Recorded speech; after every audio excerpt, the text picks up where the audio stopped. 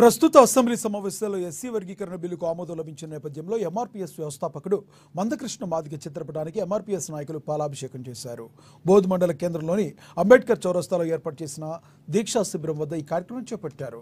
దశాబ్ద కాలంగా వర్గీకరణ కోసం మందకృష్ణ మాదిగ పోరాడుతున్న సందర్భాల్లో నేడు రాష్ట్ర అసెంబ్లీలో అన్ని పార్టీలు ఆమోదయోగ్యంగా ఎటువంటి ప్రలోభాలకు పాల్పడకుండా వర్గీకరణ చట్టాన్ని ఆమోదించినందుకు హర్షం వ్యక్తం చేశారు. ఈ మేరకు దళిత అభ్యున్నత పోరాట యోధుడు మందకృష్ణ మాదిగ చిత్రపటానికి బోధ్ ఎంఆర్పీఎస్ నాయకులు పాలాభిషేకం చేశారు. నిన్న అసెంబ్లీలో అన్ని పార్టీలు ఏకగ్రీవంగా వర్గీకరణపై బిల్లు తీసుకురావడం జరిగింది. ఈ యొక్క జాతీయ పెట్టుకుని గౌరవం మంద మాదిగ గారు అవిశ్రాంతి తెలియదు. మందకృష్ణ మాదిగ గారికి ఉన్నటువంటి గౌరవం, అదేవిధంగా మందకృష్ణ మాదిగ గారి నేతృత్వంలో నాయకత్వంలో నడుస్తున్నటువంటి వారిచరులుగా నడుస్తున్నట్టు మేము భావిస్తున్నాం.